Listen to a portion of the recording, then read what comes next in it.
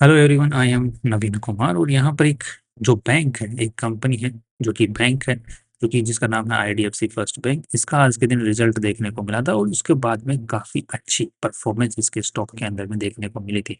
अगर हम लोग इसका चार्ट देखते हैं तो यहाँ पर काफी ऊपर की तरफ में आज सुबह खुला था, फिर अच्छी खासी छलांग देखिए ऊपर में गया था और फिर वापस में क्लोजिंग जो है इसने थोड़ी बहुत आज की ओपनिंग के मुकाबले नीचे थी, बट ओवरऑल 5% ऊपर बंद हो गया। अब जो रिजल्ट है वो काफ़ी अच्छा लुक्रेटिव देखने को मिला, जिसके बाद में ये पॉजिटिविटी देखने को मिली।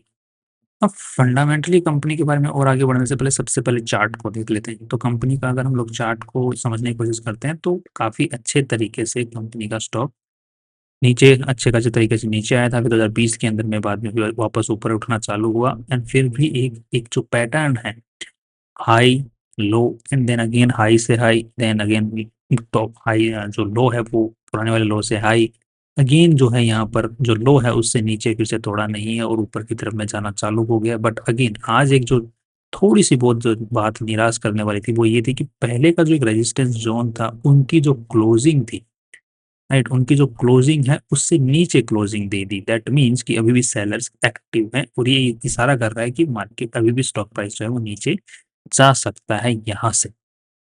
बट फंडामेंटल्स कुछ और तरफ इशारा कर रहे हैं। अब अगर फंडामेंटल्स की सुनते हैं और कंपनी का जो स्टॉक है उसके अंदर में बायर्स अगर आते हैं तो वो इस पर्टिकुलर चार्ट की अगर हम लोग बात करते हैं तो जो पुराने हाईज हैं उनके हिसाब से ऊपर लेके जाने की कोशिश करेंगे, तो वो स्टॉक को लगभग 125 130 के आसपास तक ले जा सकते। अब ये क्यों बात कर रहे हैं? बिकॉज अगर आज हम लोग रिजल्ट में देखते हैं, रिजल्ट में काफी अच्छी पॉजिटिविटी देखने को मिल रही है और मार्केट हमेशा फ्यूचरिस्टिक जो प्रॉफिट्स होते हैं उसके हिसाब से आज परफॉर्म करता है।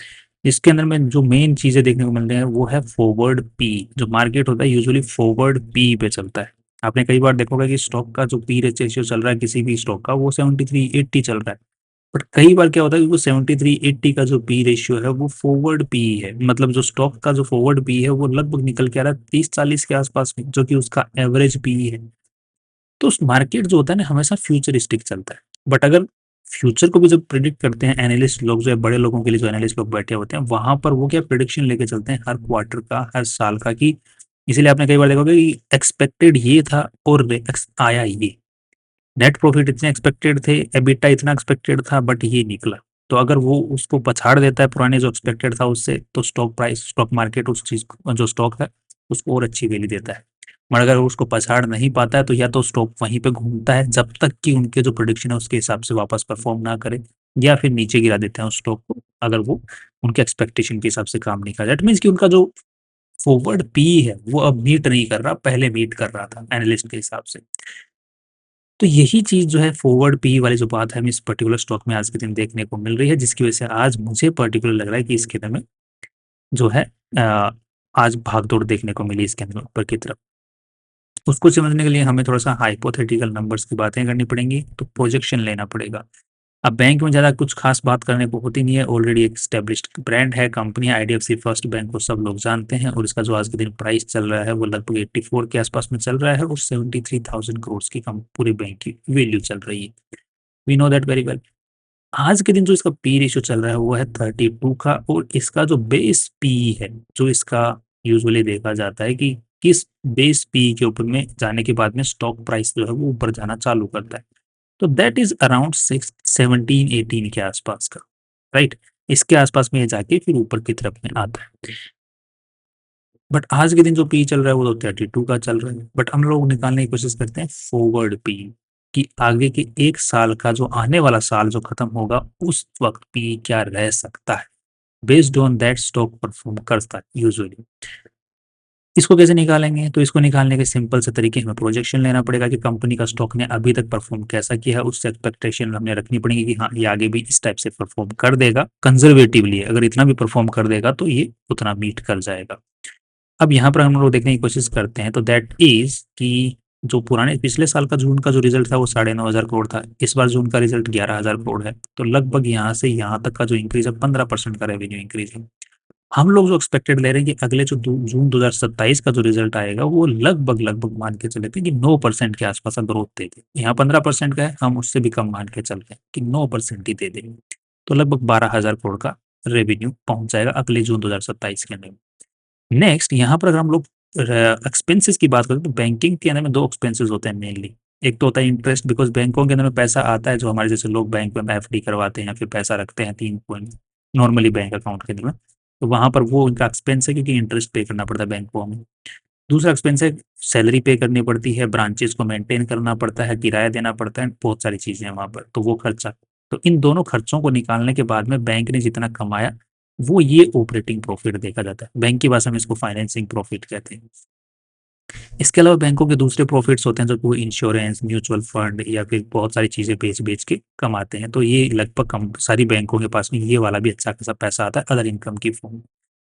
हमें प्रिडिक्ट करना है कि ये कितना हो सकता है। अगर हमने खर्चा प्रिडिक्ट कर लिया, रेवेन्यू प्रिडिक्ट कर लिया, तो कंपनी का हम फाइनेंसिंग प्रॉफिट निकाल लेंगे। फाइनेंसिंग प्रॉफिट के बाद में ये जो अदर इनकम है इसको प्रिडिक्ट कर लें, तो हम लोग नेट प्रॉफिट पूरे साल का निकाल लेंगे। तो हम जो अगले 2027 का जो पी निकल के आ सकता है उसको प्रिडिक्ट कर लेंगे। Simple as that. बट ये प्रिडिक्शन वाला गेम है। अब जो हमने प्रिडिक्ट किया जरूरी नहीं है कि वो एग्जीक्यूट वैसा ही चलेगा, हो सकता है उससे ऊपर नीचे, हो सकता है कि उसको भी पार कर जाए जो हमने प्रिडिक्ट किया। इसलिए हम कंजर्वेटिव नंबर लेके चलेंगे। कंजर्वेटिव मतलब कि फेल होने के चांसेस कम ना कम से कम, हम जो नंबर लेके चल रहे हैं उनके। इसलिए हमें 9% ग्रोथ ले रहे हैं यहाँ पे। तो 12,000 करोड़ के आसपास का। इसी के साथ में अगर हम लोग पिछले जून के हिसाब से देखें तो 4700 करोड़ है और यहाँ पर 5,000 करोड़ है, तो लगभग 300 करोड़ रुपए के आसपास, 300 साढ़े 300 करोड़ का यहाँ पर इंटरेस्ट के अंदर में देखने को मिला है कि पे किया बैंक ने ज्यादा। यहाँ पर देखने को मिल रहा है कि जो एक्सपेंसेस हैं वो 6500 6600 करोड़ से 69 करोड़ के आसपास में पहुंच चुके हैं। तो ये 6900 करोड़, तो ये लगभग 300 करोड़ के आसपास का यहाँ पर इंक्रीज है। तो मोटे मोटे तौर पे देखा था तो 600 करोड़ का इंक्रीज यहाँ से यहाँ तक का है। बट अगर हम लोग 9% की ग्रोथ लेके चल रहे हैं तो हम लोग इसको मोटे मोटे तौर पे 400 करोड़ का यहाँ पर एक्सपेंस इंक्रीज होने की बात कर सकते हैं। इंटरेस्ट इंक्रीज होगा 400 करोड़ का, और 200 करोड़ का एक्सपेंस और 200 करोड़ का इंटरेस्ट, 400 करोड़ तो मान के चल सकते हैं कि इतना तो होगा अगर रेवेन्यू जो है 12,000 करोड़ जाएगा तो। अब ये तो हमने बात की जून से जून क्वार्टर की, बट बीच के अंदर में 3 क्वार्टर्स और आते हैं, सितंबर, दिसंबर और मार्च। उनका हमें एक एवरेज नंबर लेना पड़ेगा। तो लगभग हम लोग मान के चल सकते हैं यहाँ पर कि 11,500 करोड़ के आसपास का कंपनी का हर क्वार्टर रेवेन्यू निकल के आता है एवरेज। राइट, हम एवरेज लेंगे। लास्ट जून का 12,000, तो हमने चारों को 11.5 मान के चल लेते हैं। राइट, तो लगभग पूरे साल का जो रेवेन्यू आ सकता है दैट इज अराउंड 45,000 करोड़, जो कि पिछले साल का जो है वो लगभग 40,000 करोड़ के आसपास का। तो 45,000 करोड़ पुराने जो रेवेन्यूज के नंबर्स हैं उनके हिसाब से इन लाइन नजर आ रहा है। नेक्स्ट अगर हम लोग देखते हैं तो कंपनी के जो एक्सपेंसेस हैं, इंटरेस्ट वाला एक्सपेंस, यहाँ पर 200 करोड़ का इंक्रीज होगा तो लगभग 5,200 करोड़ ये हो जाएगा। लगभग यहाँ पे अगर 200 करोड़ का इंक्रीज होगा तो ये लगभग मान के चलो तो 7,100 करोड़ के आसपास में चला जाएगा। 7,200 करोड़ मान लो इसको। तो हम मोटे मोटे तौर के ऊपर में इसको मान सकते हैं 5,200 करोड़ का खर्चा और इसको 7,200 करोड़ का, तो मोटा मोटा 400 करोड़ का इंक्रीज हो गया। जिसको हम लोग अगर ऐड करते हैं तो अगले जून के अंदर में ये जो खर्चा है लगभग निकल के आ सकता है 12,400 करोड़ का। तो यहाँ पर जो प्रॉफिट निकल के आता है अगले साल के अंदर वो 400 करोड़ रुपए नेगेटिव में निकल के आता है अगले साल भी। तो पूरे साल में अगर इसको हम लोग एक्सपेंड करने की कोशिश करते हैं तो लगभग यहाँ पर हम लोग हर साल का देख सकते हैं कि मोटे मोटे तौर पे 700 करोड़ रुपए नेगेटिव में रहेगा ऑन एन एवरेज। राइट, तो 728, तो लगभग 28,000 करोड़ का ये वाला एक्सपेंस निकलने वाला है। सॉरी, 2,800 करोड़ का ये जो फाइनेंसिंग प्रॉफिट है ये निकलने वाला है। 2,800 करोड़ रुपए नेगेटिव में पूरे साल में, जो कि पिछले साल जो था ये लगभग 6,000 करोड़ का था। तो इसके मुकाबले आधा ही है, आधा हो चुका है। राइट, जो कि एक्सपेक्टेड भी है। ये तो हो गया कंपनी का एक जो फाइनेंसिंग से प्रॉफिट कंपनी का। दूसरा जो है अदर इनकम से प्रॉफिट, तो ये लगभग 2,300 करोड़ है। पिछले साल जो है 2,200 करोड़ था, फिर भी पूरे साल के अंदर में कंपनी ने कभी भी 2,200 करोड़ रुपए नहीं कमाए। तो हम इस बार भी मान के चल सकते हैं कि 2,300 करोड़ रुपए जून में कमाए हैं, तो जो 3 क्वार्टर है बाकी उनमें इनसे कम ही कमाएंगे। तो हम लोग ऑन एन एवरेज एक नंबर ले लेते हैं 2,100 करोड़। राइट, उसके हिसाब से निकल के आते 8,400 करोड़ का अदर इनकम निकल के आ जाता है। 8,400 करोड़ में से 2,800 करोड़ निकाल दो, तो मोटे मोटे तौर पे 5,500 करोड़ का कंपनी का प्रॉफिट बिफोर टैक्स बचता है।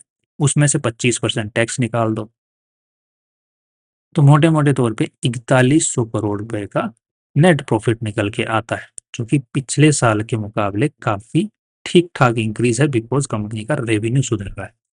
ये नंबर्स हमें थोड़ा सा कंजर्वेटिव लग के चले हैं, इसलिए 4100 करोड़।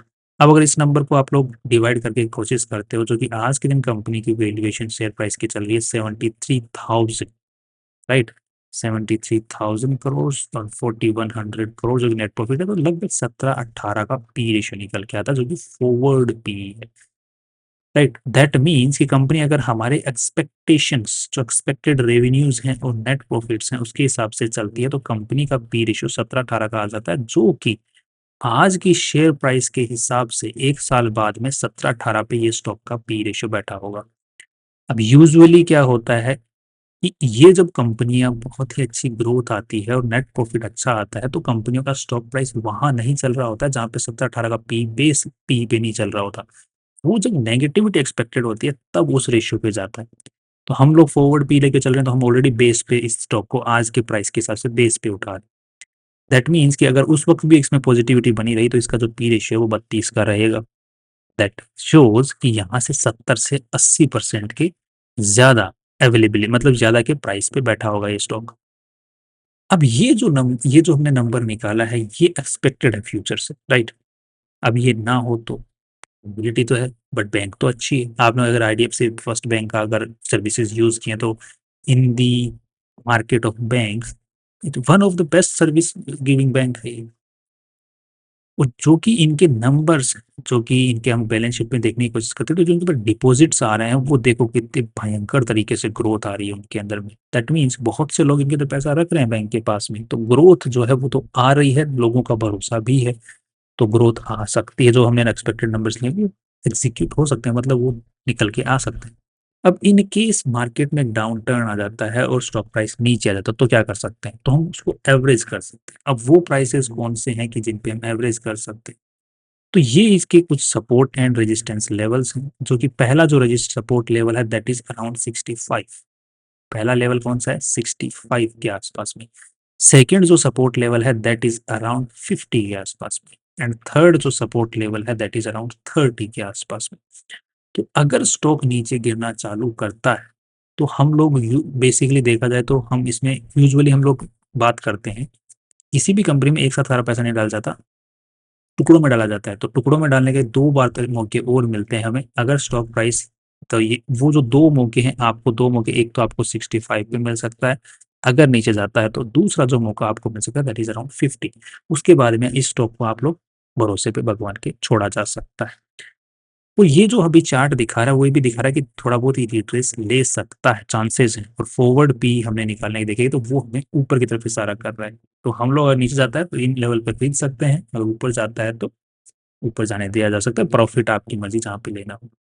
ये जो भी हम लोग बाइंग और सेलिंग की बात की है, ये ऑब्वियसली आपको अपने इन्वेस्टमेंट मैनेजर से इन्वेस्ट राइट उससे बात करने के बाद में ही एग्जीक्यूट करना है, फॉर द टॉकिंग पर्पस में बात कर। सो that's all from my side about this particular bank and finally see you tomorrow। अगर आपको कोई भी सवाल रहता है तो आप कमेंट सेक्शन में लिख सकते हैं, और आप हमें सपोर्ट भी कर सकते हैं यूट्यूब के प्रीमियम को ज्वाइन करके। That's all, see you tomorrow.